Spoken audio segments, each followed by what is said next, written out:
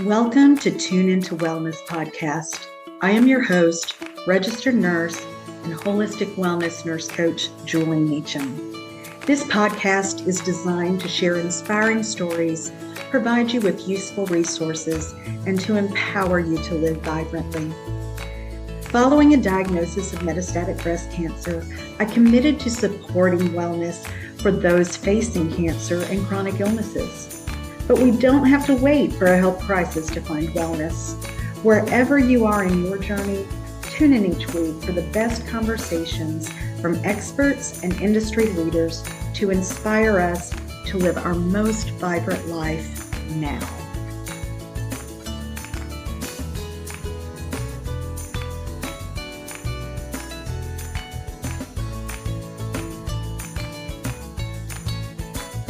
Hi, welcome to Wellness After Cancer's podcast.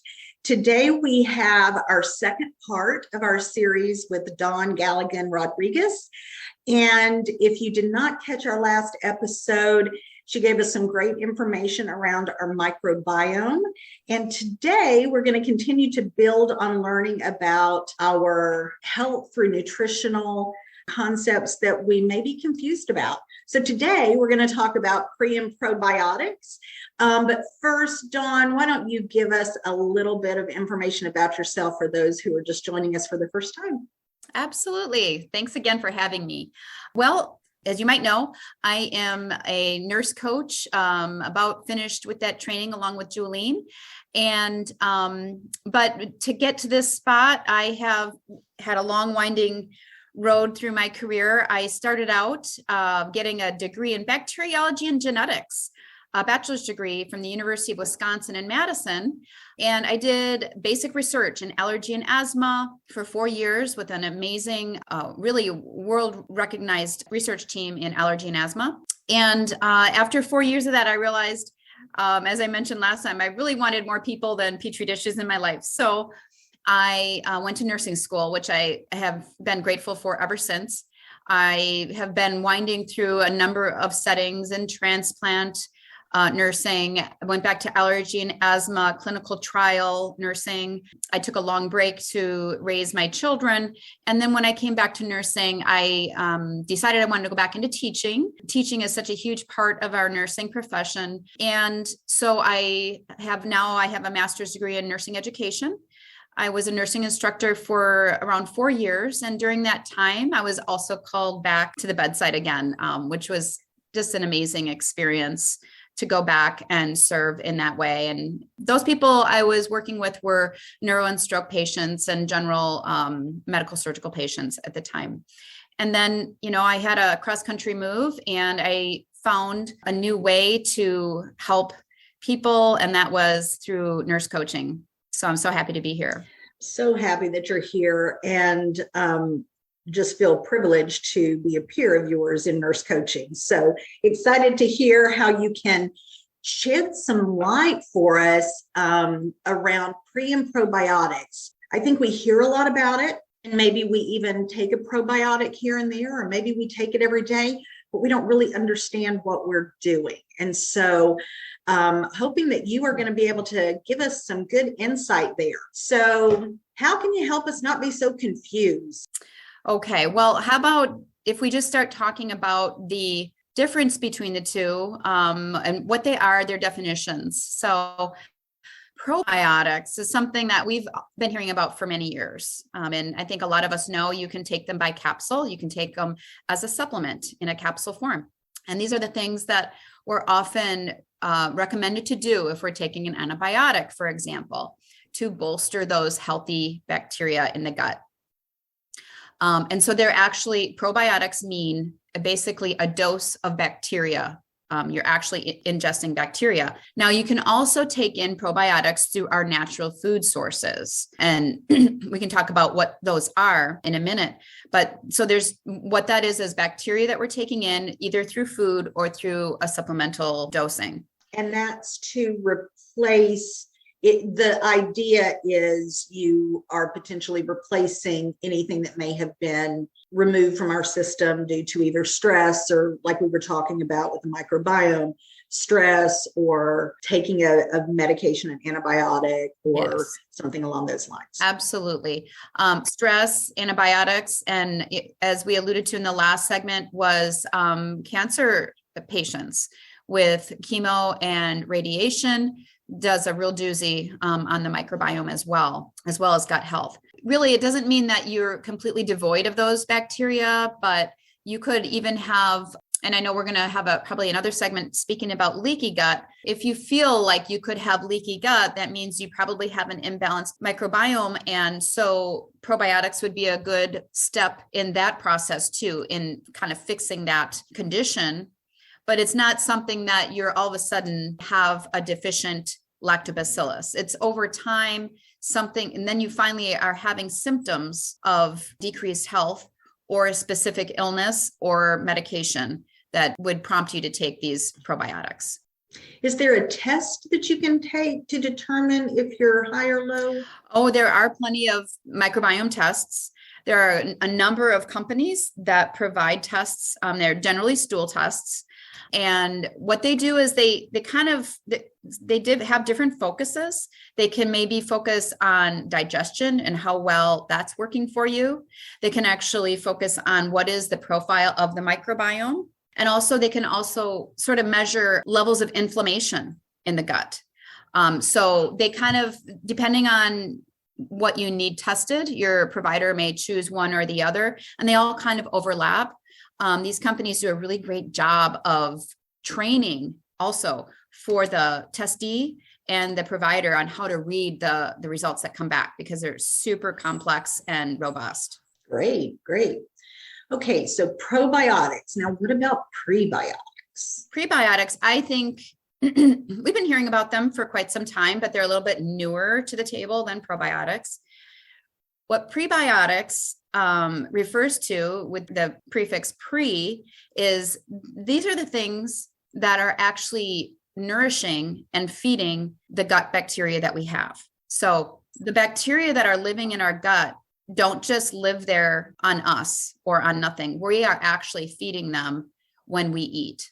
And it's really important that we feed them the proper things. So, for example, if we're feeding them well, the bacteria in the lower intestine, the large intestine, metabolizes soluble fiber in general and releases small chain fatty acids. And one of those things is called butyrate. You might, if you're reading anything about this, you're going to probably see the word butyrate. This is one of the short chain fatty acids that they make. And that substance actually nourishes our intestinal cells. It allows our intestinal cells to gain energy and to maintain themselves. So it's really important that we feed the bacteria properly, because they are ultimately feeding our intestinal cells directly. And so prebiotics refers to what we give those bacteria, whereas probiotics refer to the actual bacteria. Okay, so it's not only, man, this can get complicated. No wonder people just spin their heads. So we're taking care of ourselves, but to take care of ourselves, we've got to take care of our microbiome. And our microbiome that's full of all of this bacteria needs to be fed properly so that it is then healthy. Yeah. Okay, we got some layers of health here, folks. We got some work to do. All right. Well, that is good information to understand the difference. So if we identify that we need pro or prebiotics, are they all the same? Like, can you just go to the grocery store and just pick up one? Well, that's a really good question. I wouldn't recommend doing that. You want to find high quality probiotic. And some of the things to look for would be to look at the labeling and make sure that you're getting a high enough dose. First of all, it should be at least 50 billion CFUs, which are colony forming units. Some would say look for 100 billion per dose. Okay. Another thing to look for is the variety of bacteria in the formulation. Now, If you are going to a provider that understands you have a certain condition, research is starting to show that certain probiotics are going to help you if you have a certain condition. I can't get too specific on that right now. But I know that, there's been some studies that show a certain bacteria can help someone who has type 2 diabetes more so than another bacteria. Okay. But if you're just going to kind of go to the store and look for something that's going to support you, you want to get one that has like above 8 different strains, maybe 10 different strains in the formulation. The other thing to look for is shelf stability. It would be great if you're taking one that doesn't need to be refrigerated. And that's because if you need to travel somewhere, or even if you just need to take it with you for the day, you're not going to lose the effectiveness of it as it warms up to room temperature. And another thing to look for is to see if it has soil-based organisms. So they're called SBOs. When we're living in our environment, we're constantly exchanging bacteria with our environment. That's something I wanted to mention, by the way. When we live on farms, for instance, research has shown that people living out in the elements have stronger immune systems. So that's why I'm alluding to soil-based organisms. And so that would be another thing on the label to look for. Those are some big things, because I think we don't always have confidence in what we're getting. We're paying a lot of money for, supplements and various things that are just kind of running through us if we're not picking the right item, the right piece. And talking about soil-based, my husband is always telling me that he is healthy because he grew up in Vermont and would just pick a carrot out of the ground and like eat it. And that's just what they did. And I did not grow up on a farm and did not do that. And so, it's a very different world there. So, okay. So we now understand pre and probiotics. And so talk a little bit about, if we're not tested, which we now know that there's some testing that can be done and read to know what specifically we may need.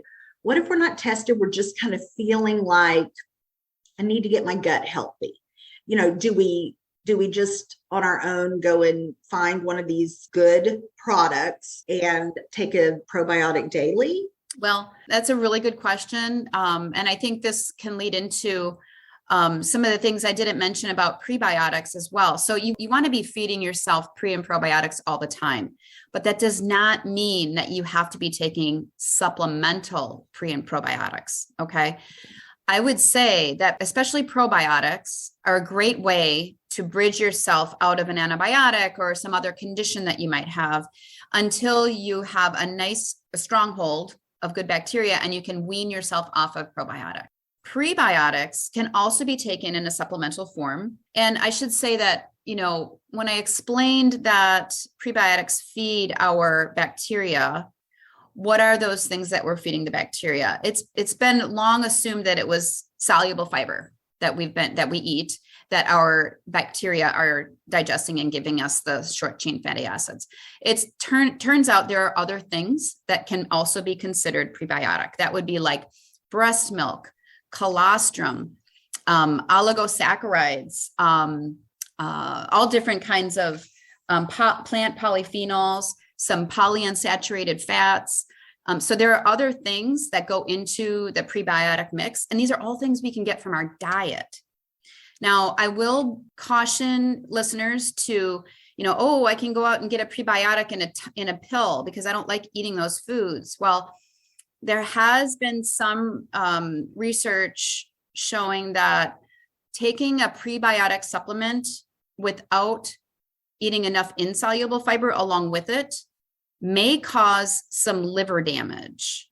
So I wanted to just put that out there because prebiotic is a word that we're hearing and that, we need to take them, but we should be finding foods that provide both our probiotic and prebiotic substances when we're healthy. All right. So keep it simple and eat properly and eat our organic food and our whole foods. Mm-hmm. And we won't need a pre or probiotic. We'll have a healthy gut. It'll be fed properly and all is good with the world.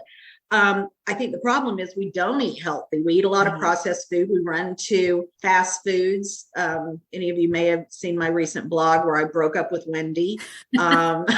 I didn't see that yet.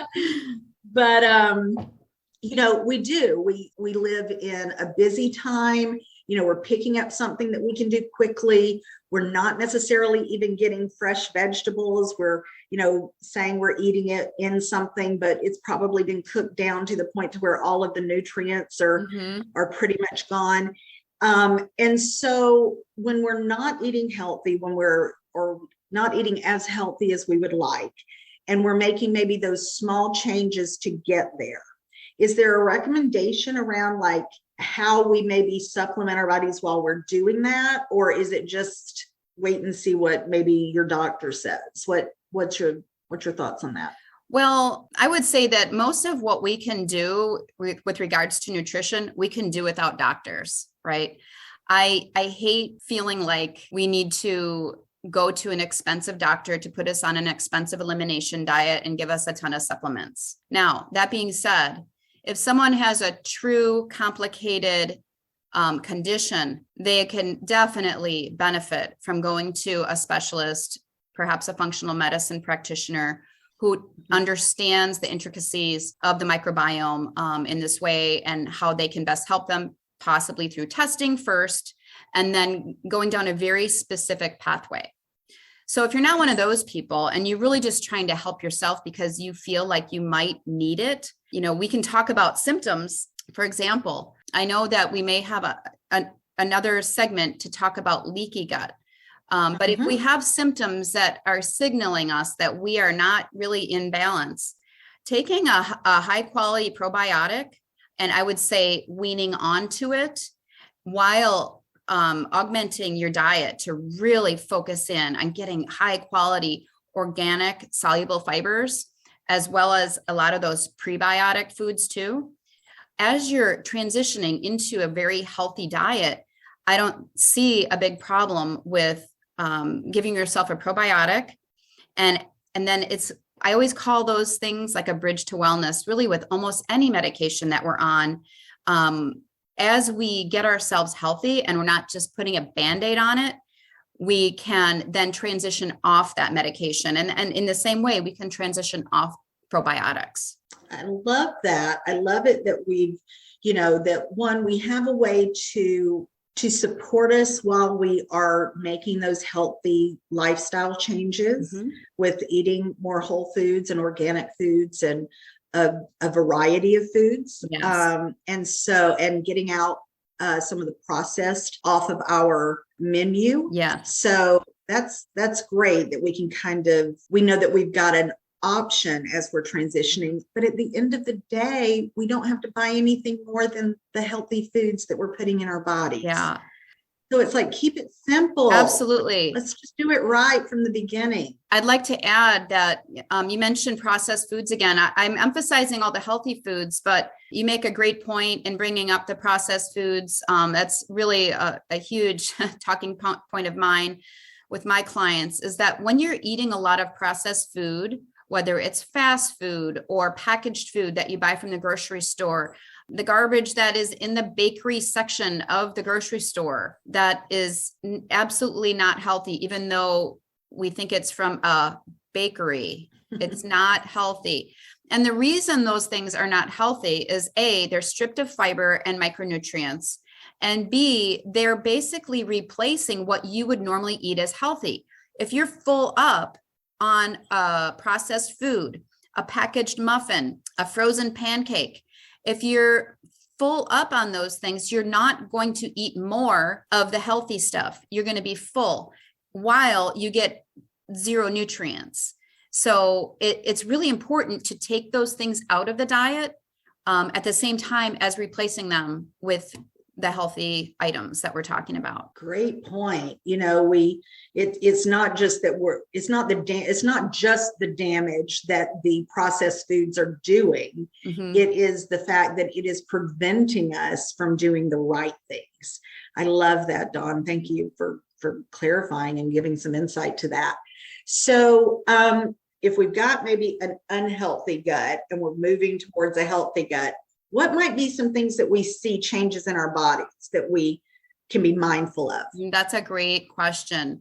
If someone has a true kind of like severe imbalance and you're taking measures to correct it, there is something called a Herxheimer reaction. Some people call it herxing, or the patient is herxing. That means that they're going through a little transition of that balance of microbiome and probably other processes in the body. And what literally it does, it makes you feel like you're having the flu. It's just a real, like an icky feeling, toxic feeling.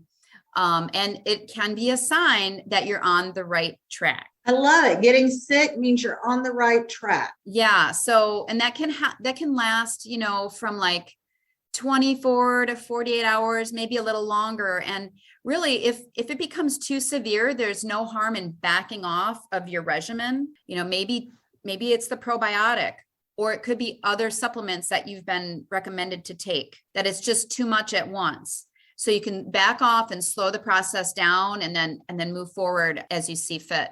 But yeah, that is definitely some things that people go through when they're trying to make themselves better. All right. So as we all try to transition to a healthier lifestyle and eat our organic foods and our healthy whole foods, and then we start feeling poorly, like we've got the flu, you're on the right track. Yeah. That's a good thing. It's not going to last forever. And, one thing that we haven't talked a lot about, but listening to our bodies, like the main thing is pay attention to your body, pay attention to what it's saying. Think about what we're doing. Think about what we're putting in our bodies. And when we consciously do that, and then we're paying attention to how we feel, how does our gut feel? What are our bowel movements like? Hey, we're nurses. You and I can talk bowel movements. Everybody else is like, great, this is wonderful. But, is something changing there? These are signs. These are things to be aware of, that, yes, you can have some transitional time, but that may not be a bad thing. Your body's just trying to kind of balance everything out.